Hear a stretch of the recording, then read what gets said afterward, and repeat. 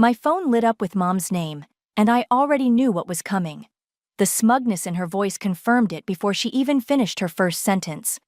"Elena, honey, we just gave Bobby the money for his house down payment. $100,000. Isn't that wonderful?" I gripped my coffee mug tighter, forcing cheerfulness into my voice. "That's great, Mom. Really great. I know you probably wish you could have helped him too, sweetie. But with your lifestyle choices, we understood you needed to focus on yourself." My lifestyle choices. Right. Like building a 7-figure consulting business from scratch. Like paying their mortgage for 3 years when Dad lost his job. Like funding their 35th anniversary cruise last summer when they couldn't possibly afford it. Actually, Mom, Oh, and Bobby's already picked out the most darling colonial in Highland Park. 4 bedrooms, perfect for when he finally settles down with a nice girl. You remember Sarah from church? Her daughter just moved back to town. I let her ramble while opening my laptop. Right on schedule, a notification popped up from my banking app. They'd tried accessing the joint account I'd quietly closed last month. 3 attempted logins in the past hour. "Mom," I cut in, "I should go. Client meeting. Always working. You know, Elena, men don't find that very Bye, Mom. Give my love to Dad." I ended the call and immediately texted Monica. "It's happening, they just found out." Monica replied instantly. "Holy shit, you actually did it, you okay?" Was I okay? I stared at my reflection in the window of my home office. 32 years old, self-made, and finally done being the family ATM. My phone buzzed again. Dad this time. Then Mom. Then Bobby. I silenced them all and opened my email instead, where a message from my lawyer, Zechariah, waited. "Account secured. All traces of your involvement removed. They can't touch you now." I should have felt guilty. That's what good daughters feel when they cut off their parents, right? But watching the notifications pile up, the desperate attempts to access money that was never really theirs, I just felt tired. Tired and ready. Another text from Monica. "Want me to come over? We can drink wine and burn family photos?" "Rain check," I replied. "But there's something you should see." I pulled up a spreadsheet I'd been maintaining for years. Every loan, every emergency payment, every guilt trip-induced transfer.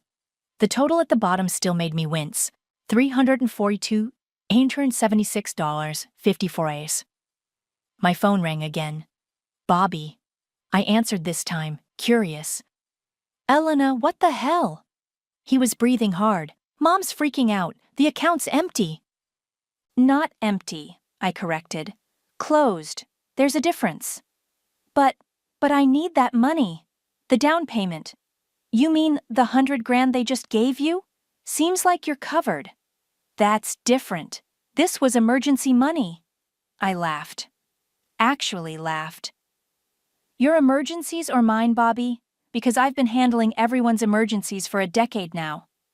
"You're being selfish," he spat. "You've always been like this, thinking you're better than everyone." "No," I cut him off. "I've always been convenient. There's a difference there, too." The doorbell rang. I checked my security camera, Mom and Dad, looking panicked on my front step. "Bobby, I have to go. Congratulations on the house." I hung up as my phone lit up with a text from an unknown number. "I heard what you did. Smart girl. Call me. We should talk." Lucia. Lucia. My cousin. The other family exile. I hadn't heard from her in years, not since she'd been branded difficult for questioning our grandmother's will. The doorbell rang again, more insistent this time. I watched my parents on the camera, their faces growing increasingly desperate. Dad was holding papers, probably bank statements. Mom was crying. I sat back in my chair, sipping my now cold coffee, and opened my calendar. In exactly 1 month, Bobby's first mortgage payment would be due. In 2 months, Dad's property taxes. In 3 months, Mom's medical bills. They'd figure it out. They'd have to. Just like I had, every time they'd drained me dry and called it love. My phone buzzed with Lucia's message again. Outside, my parents finally gave up and walked away, But not before Dad slipped a note under my door. I didn't need to read it. I knew what it said. The thing about family is, they never expect you to stop playing your assigned role. The reliable daughter. The convenient ATM. The quiet fixer of other people's messes. But roles can change, and I was done playing mine. I picked up my phone and typed, "Hi, Lucia. Let's talk." "You look tired, honey. Are you eating enough? Working too hard again?" Mom fussed with my collar at Sunday dinner, her fingers lingering just long enough to make it feel like an accusation. "A woman your age needs to take care of herself. You're not getting any younger."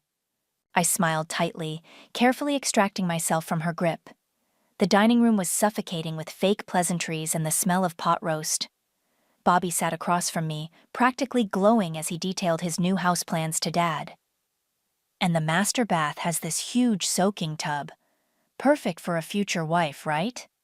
He winked at Mom, who beamed back adoringly. "Speaking of which," Mom chirped, "Sarah's daughter Rachel is single again. Such a sweet girl, and she works part-time at the library. Much more suitable hours than what you keep, Elena." I stabbed a potato with more force than necessary. "My hours suit me just fine, Mom. My business cleared 7 figures last year." The table went silent. Dad's fork clattered against his plate. That's very aggressive of you, sweetheart," Mom finally said, her voice dripping with concern. "Men don't usually like women who make more than them," I finished. "Yeah, you've mentioned that several times." Bobby laughed nervously. "Come on, sis. No need to get all feminist about it. Hey, want to hear about the wine cellar I'm planning?"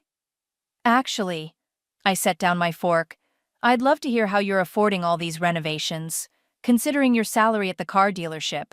More silence. Dad cleared his throat. "Elena, that's not very—" "What? Not very ladylike to ask about money? Funny, you never thought it was unladylike when you needed me to cover your mortgage." "That was different," Mom snapped. "That was family helping family. This attitude of yours, this cutthroat business mentality, it's not healthy." My phone buzzed. A text from Zechariah. "Final paperwork filed. You're officially clear." I smiled, genuinely this time. "You know what's not healthy, Mom? The fact that I paid for your knee surgery last year while you were setting aside money for Bobby's house fund." Bobby's face reddened. "Hey, that's not fair. You're just jealous because—" "Because what?" I stood up, my chair scraping back. "Because I worked my ass off while you coasted? Because I built something real while you waited for handouts? Or because I finally stopped being everyone's backup plan?" "Elena!" Dad slammed his hand on the table. "That is enough. Apologize to your brother right now." I laughed, a sharp, cold sound that made Mom flinch. "No." "What did you say?" I said no. I'm done apologizing for being successful. I'm done being told I'm too ambitious, too aggressive, too much. And I'm definitely done watching you throw money at Bobby while treating me like an ATM with a personality disorder. Mom started crying. Right on cue. "How can you be so cruel? After everything we've done for you." "Everything you've done for me?" I pulled out my phone, opened my notes app. "Let's review, shall we? Last 3 years. Your mortgage, $48,000. Mom's surgery, $35,000. Dad's car repair, $12,000. Bobby's temporary loan, $15,000. The anniversary cruise you couldn't afford, $8,000. "Stop it," Dad warned. "And now," I continued, "you give Bobby $100,000 for a house he can't afford, while telling me I need to be more suitable for marriage? Make it make sense, Mom." Bobby stood up, face purple. "You're just bitter because you're alone. At least I'm trying to build a real life. A real life built on Mom and Dad's money. And what you thought would be my money too, right? That's why you got Nick to co-sign instead of asking me? Because you knew I'd see right through it?" His silence was answer enough. My phone buzzed again. "Monica, you okay? Need backup?" I texted back quickly. "Almost done. Meeting you in 20. If you walk out that door, Dad said quietly, don't bother coming back. I looked at him, really looked at him. The man who taught me to ride a bike and balance a checkbook, now threatening me for having the audacity to succeed on my own terms. That's the thing, Dad. I'm not the one who needs to come back. I'm not the one who's going to need anything from anyone anymore. I grabbed my purse and headed for the door. Behind me, Mom called out, Elena, please, we're your family. I turned back one last time. No, you're not. You're just people who expected me to set myself on fire to keep everyone else warm. And I'm all out of matches. The door closed behind me with a soft click. My phone buzzed with a text from Lucia. Did you do it? Yes, I replied, walking to my car. Your turn. The sun was setting as I drove away, casting long shadows across the neighborhood where I grew up. Where I learned that being a good daughter meant being a convenient one. Where I finally learned to say no. Behind me, in that house with its perfectly manicured lawn and carefully maintained appearances, my family was about to learn what happens when their safety net decides to save herself instead. Your brother missed his first mortgage payment, Monica announced, sliding into our usual booth at the coffee shop. 3 weeks late and counting. I stirred my latte, unsurprised. Let me guess, he tried calling me first? 17 times, according to your blocked calls log. She pulled out her phone. Also, your mom's been posting passive-aggressive Bible quotes on Facebook.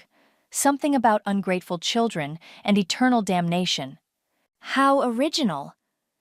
I took a sip of my coffee just as my phone lit up with an unknown number. Nick's voice came through, tight with panic. Elena, please don't hang up, it's about Bobby. I put the call on speaker for Monica's benefit. What about him? He told me you'd cover the payments if things got tight, said it was already arranged. I never would have co-signed if you'd known he was lying? I finished. Yeah, that tracks. Elena, please, my credit score is not my problem, I cut in. Neither is Bobby's mortgage or his lies. After he hung up, Monica leaned forward. You know this is going to get worse before it gets better, right? They're not going to just accept that the Bank of Elena is closed. As if on cue, my phone rang again. Mom? Elena? Her voice was wobbling. Baby, we need to talk about Bobby's situation. Do we? He's your brother. He's struggling and we can't help right now. Our savings. You mean the savings you emptied for his down payment? A pause. That was different. We assumed you'd help if he needed it. You always have before. And that's exactly the problem, Mom. You all assumed I'd keep fixing everything. Did you ever once ask if I wanted to? If I could afford to? But you're so successful. She was crying now. You have that big business, all those clients. And that makes me what? The family piggy bank? That's not fair. We're blood, Elena. Family helps family. I thought about the spreadsheet on my laptop. Years of one-way help documented in cold, hard numbers. Funny how that only seems to apply to me helping everyone else. Is this about the house money? Are you really this jealous of your brother? No, Mom. This is about patterns. This is about consequences. Monica was watching me intently, concern etched on her face. She mouthed, You okay? Elena, Mom's voice hardened. If you don't help your brother, he could lose everything. Then he'll know exactly how I felt every time you drained my accounts for emergencies. Every time you dismissed my success as somehow wrong or unfeminine. Every time you picked him over me. That's not... Did you know I had to postpone buying my own house 3 years ago? Because Dad needed that new truck for his image? Or that I canceled my vacation last year to pay for your cruise? Silence on the line. But sure, Mom, let's talk about Bobby losing everything. After I hung up, Monica slid her hand across the table. You're shaking. I'm angry, I corrected. There's a difference. My phone buzzed with a text from Lucia. Heads up, They're calling the whole family, trying to paint you as unstable, ungrateful. Classic playbook. Let them, I texted back. Monica frowned at her phone. Your mom's already posted 3 more Bible quotes. And, oh wow, Bobby just went live on Facebook. He's crying about family betrayal and toxic success. I laughed despite myself. Toxic success? That's new. Elena, Monica's voice turned serious. Are you sure about this? Watching them implode might feel good now, but this isn't about feeling good, I interrupted. This is about finally letting them face reality. They made their choices. They chose to enable Bobby, to exploit me, to build their whole lives on the assumption that I'd keep sacrificing myself for their comfort. And now? Now they get to live with those choices. My phone lit up again. Nick had posted publicly about Bobby's missed payments. The comments were already flowing in. Family members choosing sides, old friends expressing shock. Your dad's texting, Monica reported, still monitoring the fallout. Says he's coming to your office tomorrow to sort this out once and for all. I pulled up my calendar, already knowing what I'd find. Perfect timing. My lawyer will be there too. Zechariah and Lucia. I showed her the meeting invitation. Time to show them exactly what they've been playing with. Monica sat back, studying me. You know what scares them most? It's not losing the money. It's losing control. You were supposed to be the reliable one, the fixer, the good daughter. Instead, I'm the mirror, I finished. Showing them exactly who they are, and they hate what they're seeing. Outside, rain started falling, soft and steady. Somewhere across town, my brother was probably still crying on Facebook. My parents were probably still quoting scripture about ungrateful children. And I was finally free of the obligation to care. My phone buzzed one last time. Lucia, ready for tomorrow? More than ready, I replied. Time to show them what consequences really look like. Lucia looked exactly as I remembered her. Sharp eyes, sharper smile, and an air of carefully contained fury. She sat across from me at the upscale restaurant, stirring her martini with deliberate precision. I saw this coming 10 years ago, she said. When they did the same thing to me, different details, same story. The trust fund? I asked. She nodded. Grandmother left it for both of us. Your mom, my dear aunt, convinced everyone I was unstable because I questioned their authority. Next thing I knew, poof, money gone, family turned against me, branded the difficult one. How much? 200,000 each. She took a sip. But you already knew that, didn't you? That's why you called me back. I pulled out my laptop, opened a folder labeled Family Assets. Look at this. I turned the screen toward her. 3 weeks before they gave Bobby the house money, there was a transfer from an old account. One I used to fund their emergencies. Lucia leaned forward, eyes narrowing. They used your own money to give him the down payment? 40,000 of it. Money I'd sent them last year for Mom's medical bills. I closed the laptop. Bills that mysteriously never got paid, according to the hospital's records. Jesus! Lucia sat back. And they still don't think they did anything wrong, do they? Mom's latest Facebook post calls me a daughter of Jezebel. So no. The waiter brought our entrees. We ate in silence for a moment before Lucia spoke again. There's something else you should know. She pulled out her phone, showed me an email. Remember that property in Spain? The one grandfather left to all the grandchildren? My fork froze halfway to my mouth. The villa? What about it?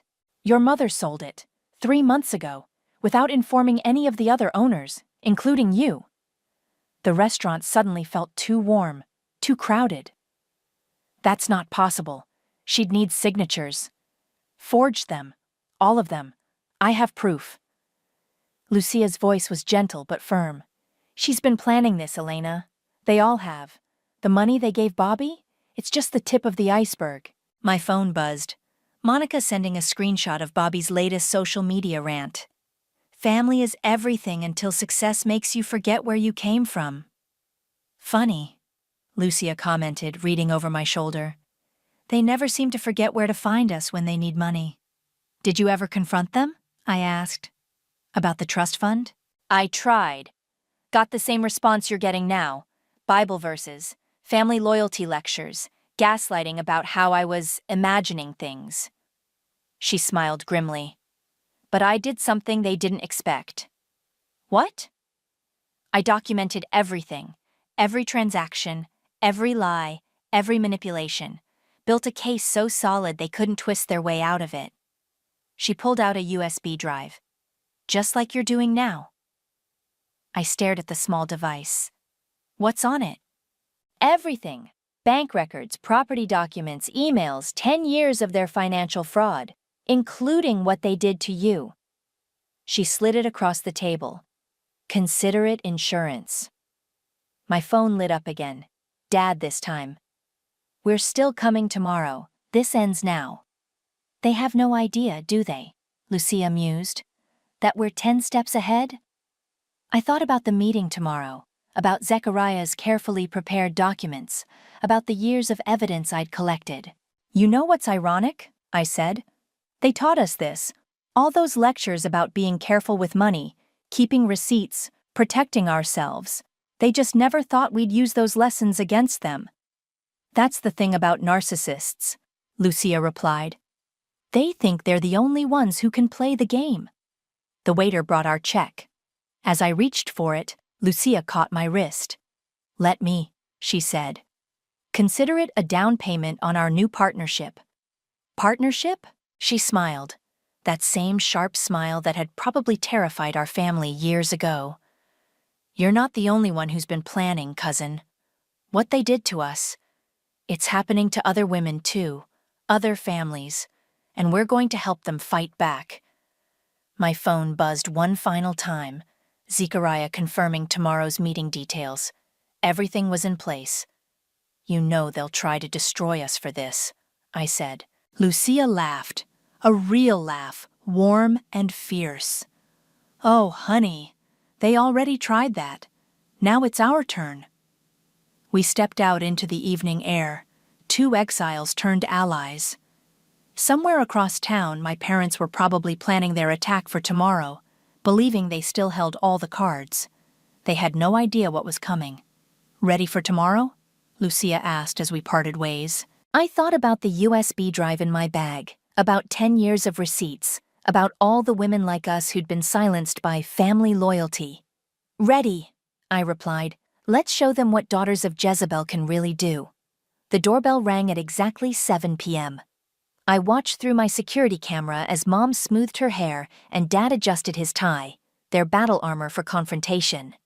Bobby stood behind them, looking less confident than usual. I buzzed them in. Zechariah and Lucia were already seated in my home office, documents spread across the table. Elena? Mom's voice carried down the hallway. Sweetheart? In here, I called back. They filed in, faltering slightly at the sight of Lucia. Mom's face went pale. What is she doing here? Dad demanded. Sitting, Lucia replied smoothly. It's what people generally do during financial audits. Financial? Elena, what is this? Mom's voice trembled. I gestured to the chairs. Please, sit down. We have a lot to discuss. If this is about Bobby's house, Dad started. This is about everything, I interrupted, opening my laptop. Every loan, every emergency, every missing dollar, including the villa in Spain. Mom's hand flew to her throat. I don't know what you're— Save it, Lucia cut in.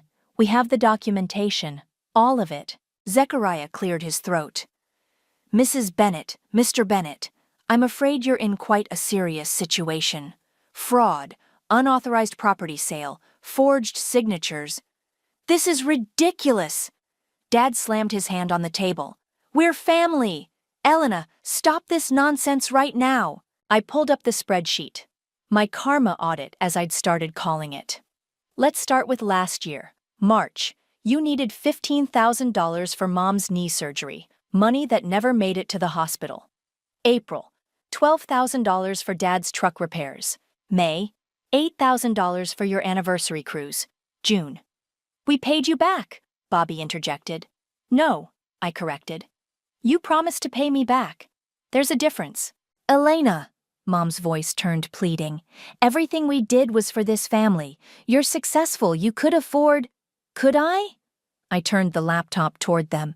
Because while I was paying your bills, I was also taking out business loans, postponing my own life, draining my savings, all while you were secretly funneling money into Bobby's house fund. Dad stood up. This is emotional manipulation. No, Lucia said quietly. This is accountability, something this family has always been allergic to. I pulled out a manila envelope. This contains evidence of the unauthorized sale of the Spanish villa. Property that belonged to all the grandchildren, not just you, Mom. Care to explain? Mom burst into tears. You're destroying this family. Actually, Zechariah interjected, the fraudulent property sale did that, along with the forged signatures, misappropriated funds, and what appears to be a pattern of financial exploitation. Bobby had gone very quiet. The house payments, you're really not going to help? Nick's lawyer called yesterday, I told him. You knew you couldn't afford it, didn't you? You were counting on me to bail you out, just like always. You're my sister, and you're my brother, but that doesn't make me your bank. Dad moved toward the door. We're leaving. This is absurd. Leave if you want, I said calmly. But these documents are going to the authorities either way. The only question is whether you want to handle this privately or in court. You wouldn't dare, Mom whispered. Lucia laughed, a cold, sharp sound. Like you dared to steal my trust fund? Like you dared to sell property that wasn't yours? That was different, Mom protested. How? I asked. Because it benefited you? Because you thought you'd never face consequences? Silence filled the room. Heavy, suffocating silence. Here's what's going to happen, Zechariah stated, pulling out more papers. You're going to sign these documents acknowledging the debt. You're going to sell your house to repay the fraudulent property sale. And you're going to leave Elena and Lucia alone. Or, Dad challenged. Or I file these papers first thing tomorrow morning. Your choice. Mom collapsed into a chair, sobbing. Bobby stared at the floor. Dad's face had turned an alarming shade of red. Elena, Mom choked out, will you ever forgive us? I looked at her, really looked at her, the woman who taught me to be strong, then resented me for it, who preached family loyalty while betraying it. I didn't do this to hurt you, I said quietly.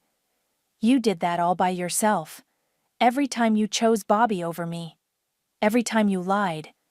Every time you took and took and took, calling it love. Please. The papers are on the table. Sign them or don't, but either way, we're done. They signed, one by one, hands shaking, they signed. As they left, Bobby turned back. You know this makes you just like them, right? Using money to hurt people? No, Lucia answered for me. This makes her smart enough to stop letting people hurt her. The door closed behind them. In the sudden quiet, I could hear my heart beating, steady, strong, free. Well, Zechariah gathered the papers. That's phase 1 complete. Phase 1? I asked. Lucia smiled. Remember that partnership we discussed? Time to help other daughters break their chains. You ready for this? Monica asked, watching me hover over the post button. Once it's out there, you can't take it back. I glanced at my screen where my Reddit post waited. I documented my family's financial abuse for 10 years. Today, I finally stopped it. It needs to be told, I said and clicked. Within hours, the post exploded. Thousands of upvotes, hundreds of comments, all sharing similar stories. Women trapped by family obligation, drained by entitled siblings, guilt-tripped into financial suicide. Look at this one, Lucia pointed to a comment. My parents remortgaged their house 3 times. Each time they made me cover the payments because family helps family. I lost my own house saving theirs. My phone buzzed. A message from an unknown number. Saw your post. Same thing happened to me. How did you get out? Then another. Please help. My brother's destroying my credit. And another. My parents forged my signature too. I thought I was alone. You've started something, Monica said softly. I opened my email to find a message from a major online publication. Would you be willing to share your story? We believe this is part of a larger pattern. Lucia leaned over my shoulder. Do it. But first, I have something to show you. She pulled out her laptop, opened a folder labeled Family Archives. Remember how I said I documented everything? She clicked through files, emails, bank statements, voice recordings. It wasn't just about the money. Look at this. A series of messages appeared. Mom coordinating with other relatives, planning how to pressure me into various loans. Dad discussing how to leverage my duty as a daughter. Bobby admitting he never intended to repay anything. They had a whole system, Lucia explained, a playbook for emotional manipulation, and they used it on others before us. My phone lit up with a text from Zechariah. You need to see this. Bobby filed for bankruptcy, listed you as a creditor. Of course he did, I muttered. That's not all, Zechariah continued. Your parents are trying to claim you stole from them. They're building a counter-narrative. Monica grabbed her laptop. Already on damage control. She pulled up my viral Reddit post, where supportive comments were flooding in faster than I could read them. Let them try, Lucia said. We have receipts, literal and figurative. I started typing my response to the publication. Yes, I'll tell my story, but it's bigger than just me. It's about generational patterns of financial abuse disguised as family obligation. Wait, Monica interrupted. Look at this. She turned her screen to show a Facebook post from Mom. With heavy hearts, we must address the lies being spread about our family. Our daughter, influenced by toxic individuals, has chosen money over blood. Toxic individuals? Lucia laughed. That's rich coming from the woman who stole her niece's trust fund. My phone buzzed again. Nick. Elena, we need to talk. Bobby showed me some documents that don't match what you posted. Forward that to me, Zechariah texted immediately. They're getting desperate. I looked at the growing response to my post, the women sharing their own stories, the pattern emerging clear as day. Then I did something I'd been planning for months. I opened a new document and started writing. An open letter to daughters who were made to pay. I see you. The ones who were told that love means empty bank accounts. The ones who were called selfish for having boundaries. The ones who were made to feel guilty for their success. What are you doing? Monica asked.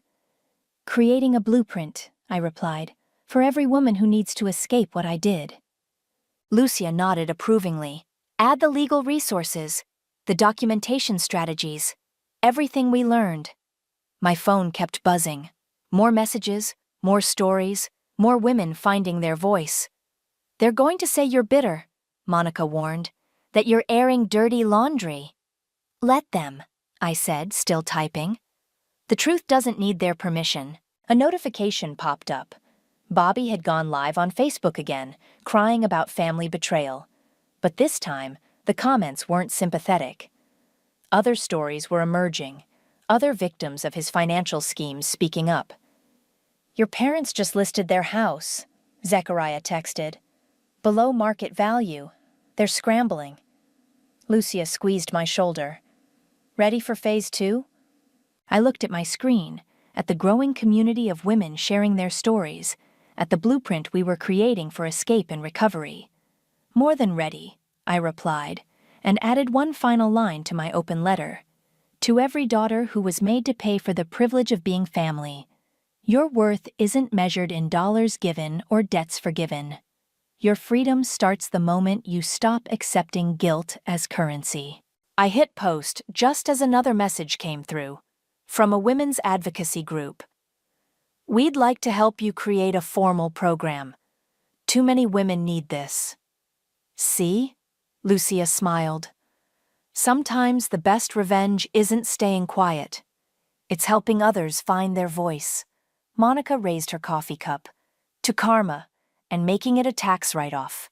Your brother forged your signature, Zechariah announced, spreading documents across my office table. Multiple times, actually. On loan applications, credit cards, even a car lease. I stared at the papers, at Bobby's clumsy attempt to replicate my signature. When? Over the past year. He was setting up a safety net, planning for when the house scheme fell apart. Zechariah pointed to a date. This one's from just 2 weeks before they gave him the down payment. Lucia, who'd been quietly observing, leaned forward. He knew. They all knew this would happen. My phone buzzed. Monica sending screenshots of Mom's latest social media crusade. Prayer warriors needed. Satan is attacking our family through material greed. They're selling the house, Lucia reported, scrolling through her phone.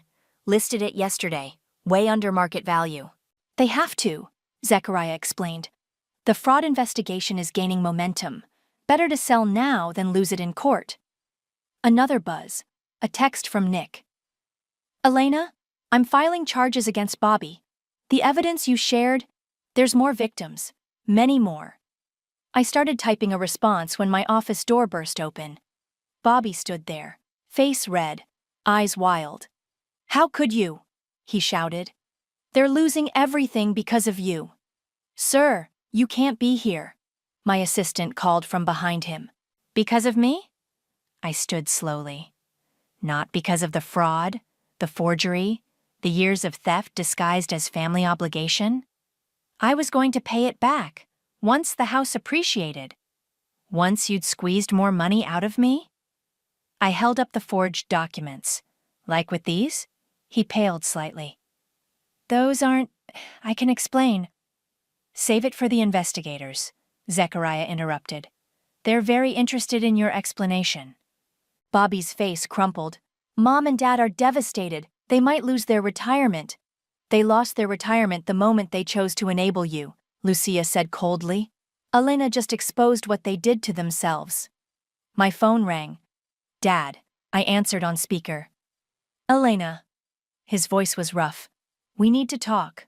Face to face. Nothing left to say, Dad. Please.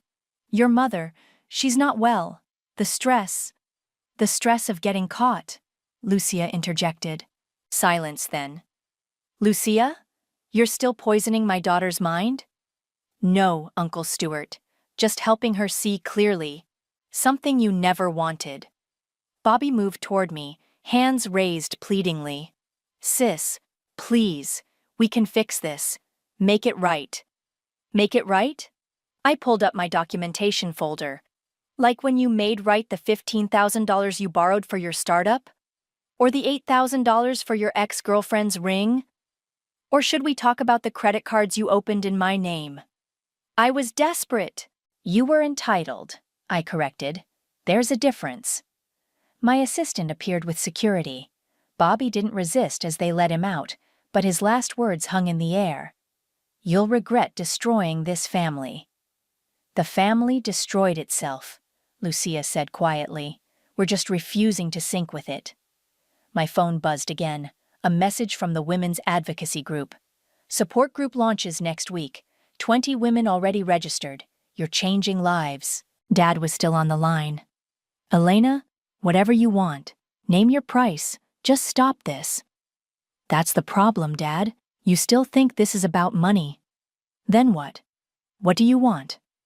I thought about the women in the support group, about Lucia's stolen trust fund, about years of manipulation and guilt.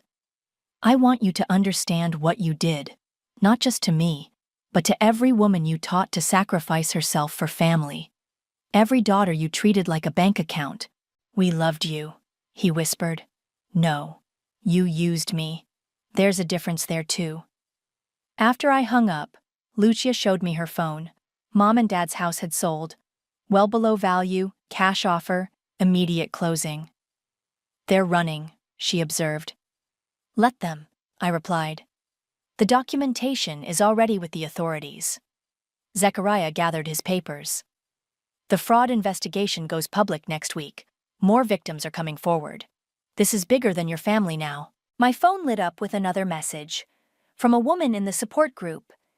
You gave me courage to check my credit report. Found out my parents took out loans in my name too.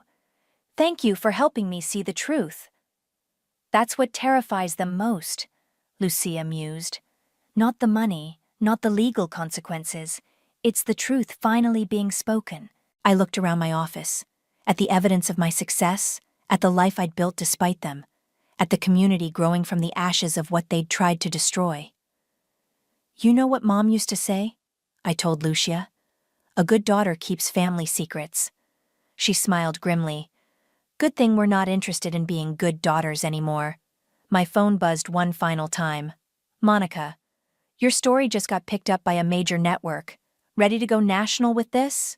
I thought about all the other daughters out there, drowning in family obligation and financial abuse. Ready, I replied. It's time everyone heard the truth. Welcome to Financial Freedom for Daughters, I addressed the packed conference room. I'm Elena, and like many of you, I was taught that love means empty bank accounts. Hundreds of women looked back at me, some tearful, some angry, all nodding in recognition. Lucia stood at the back, giving me a thumbs up. Today we're going to talk about breaking chains, I continued. About the difference between family loyalty and financial abuse. About...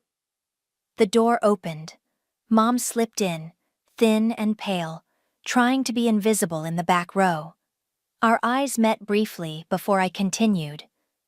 About the moment you realize that saying no doesn't make you a bad daughter. After the session, while women lined up to share their stories, Monica rushed over with her laptop. Bobby's sentencing just came down, she announced. 3 years for fraud. Nick's testimony sealed it. And Dad? Lucia asked, joining us. Fled to Spain last week, Monica replied. But the authorities there are already aware of the property fraud. It's only a matter of time. I noticed Mom still sitting in the back, clutching her purse. When our eyes met again, she stood and walked over slowly. Elena. Her voice was barely a whisper. I watched your interview on television.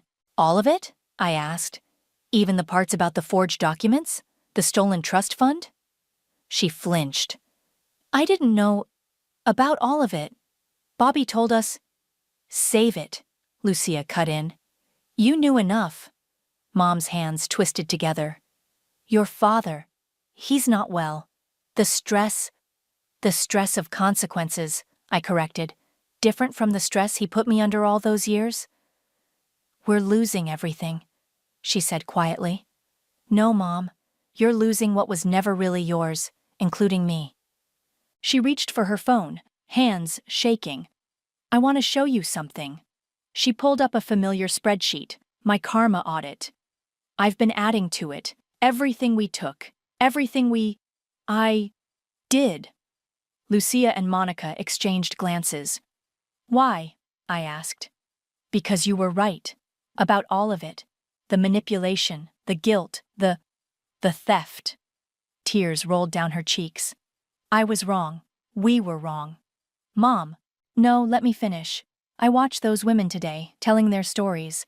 They were telling my story too. The story of what I did to my daughter. What my mother did to me. I thought about Lucia's trust fund, about generational patterns. The house sold, Mom continued. I'm using my half to pay back the trust fund, Lucia's trust fund. It won't fix anything, but it's a start, Lucia said quietly. My phone buzzed, another message from our support group. My mother just called, said she watched Elena's interview. She's finally ready to talk about what happened. Mom stood straighter. I'd like to, if you'll let me, I want to tell my story. About being the mother who hurt her daughter. Maybe it will help other mothers stop.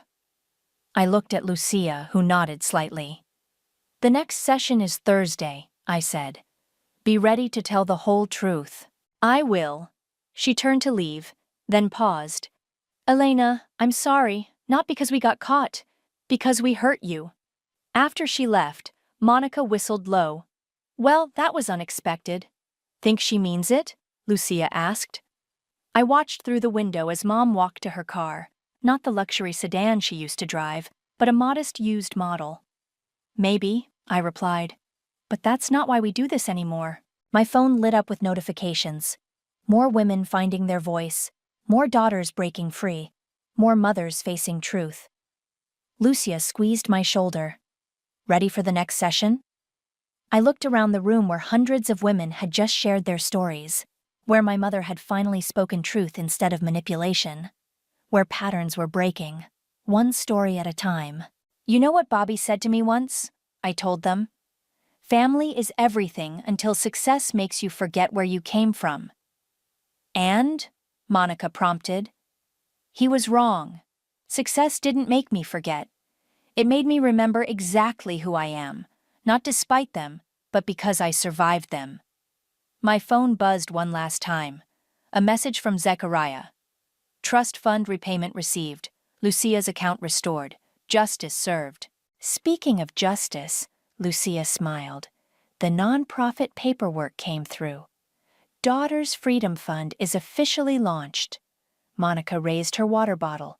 To karma, and making it sustainable. I thought about Mom's tearful confession, about Bobby's sentencing, about Dad running from consequences, about all the daughters still finding their way to freedom.